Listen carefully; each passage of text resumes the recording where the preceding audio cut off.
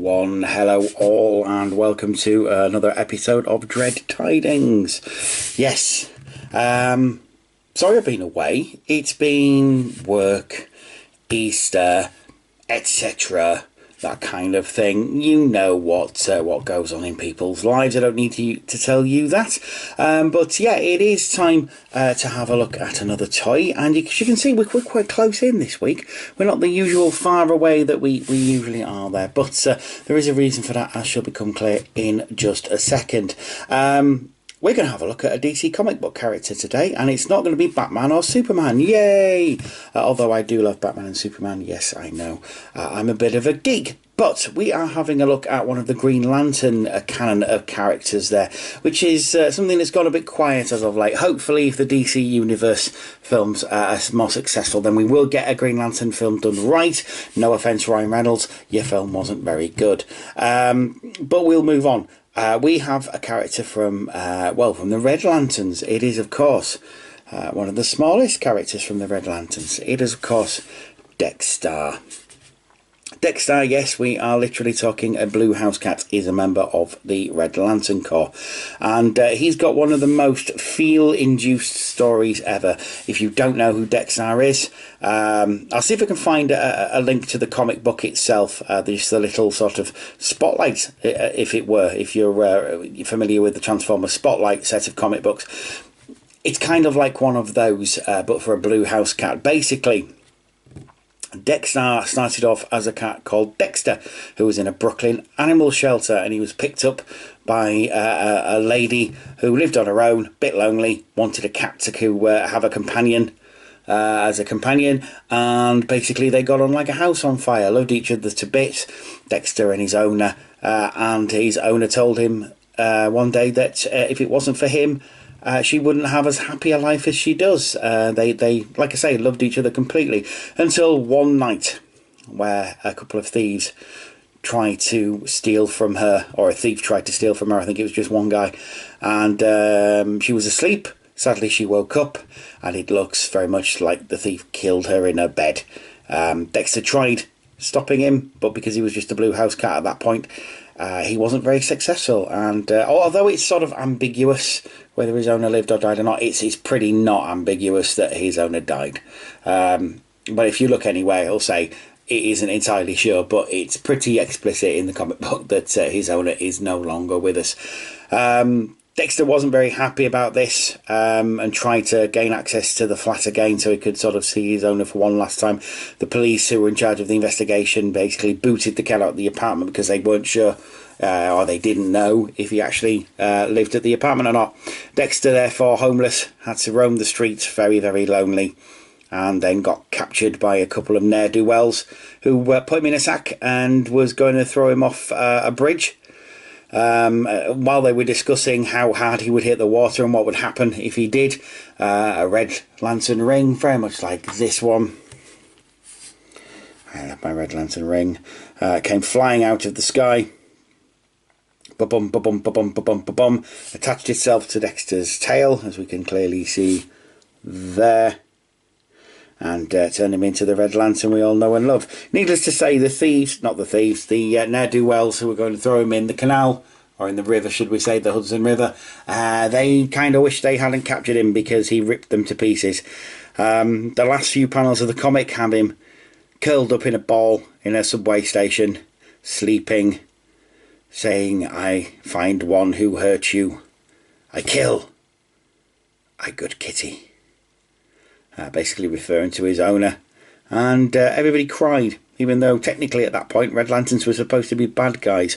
In later years it's been sort of canonised that Red Lanterns are not particularly good, they're not particularly evil, they're just vengeance personified, and you get in their way, bad things will happen to you. So DC made a couple of figures of these. Not only he's going to get me for that, not only Dex-Starr, but you also got Budge, the Green Lantern Squirrel, and you got Despatelis, the Sinestro Corps virus, who I really like, but I only got Dex-Starr, because I love Dex-Starr. He's a great little character. He's one of the most vicious Red Lanterns as well. It's been sort of put in quite a few comic books that he does his really cool thing. He does the whole the Puss in Boots thing of looking really sort of kitty-fied, big eyes and all that kind of stuff. And then when he sort of lures you into a false sense of security, he rips you to pieces, or basically spews energised acid caustic blood at you, ripping your face off and then killing and eating you. He's eaten people on more than one occasion as old Dex-Starr. He's great and he's really vicious, and I kind of love the fact that they did that with him. I mean, he was supposed to be a joke. Shane Davis actually wrote him with just put him in a panel of a comic book, just wanted him to be a joke, and Jeff Johns said, nope, we're not having none of that. He's going to have a cool backstory, and gave him this really cool, really amazing backstory, which is quite sad, but at the same time pretty awesome also. So yeah, we have him here, this little figure.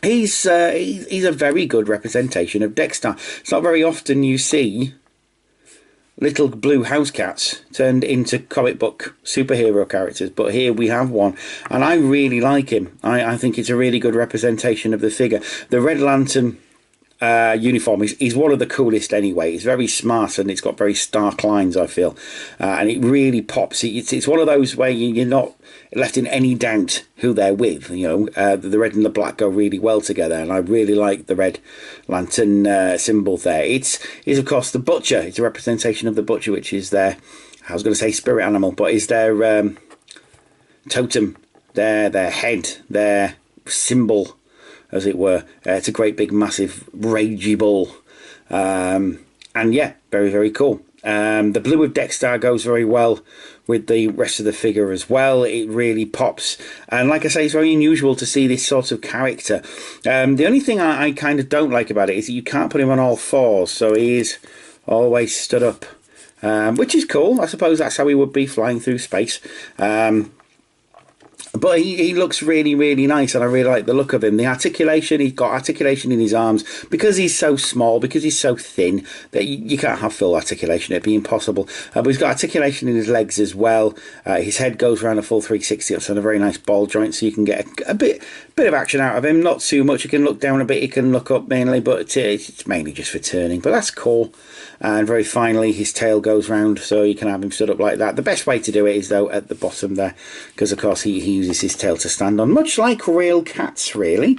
Yeah, it's a really cool little figure. If you are into things like Green Lantern, if you are into the Red Lanterns, then it's always handy to have a little blue house cat.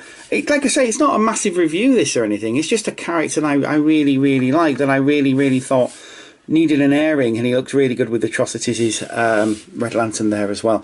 He's really cool. He's got some really nice little detail on his face, and if you look, you see like little hairs and everything. His little nose, little cat nose, and he's got really nice rendered teeth. He looks like he could do you a damage. It's just a really cool little figure. I love the tufts of fur on his tail as well. Sadly, he's got this great big rating on his back there, but there you go, can't always help that. But yeah, really cool, nice little figure. He's even got a little kitty six-pack, look, there you go. Very, very nice figure. I just wanted to kick my videos off again with a figure I really like that normally I wouldn't get to review, because it's no real context for him in anything. That's the only problem, and you can't do a massive review of him because he's not the biggest figure in the world and he's not made that much of an impact on the DC universe, but I do like him. Like I say, I will try and leave the strip if I can find any sort of representations of it down below, so please check it out. It's a very well written script, and it is very, very heart-rending. If you love pets or animals or cats or anything like that, definitely worth a look. That's it from me this week. I shall be back next time, probably next week now, with another review. Until then, take care of yourselves and each other. Bye bye for now.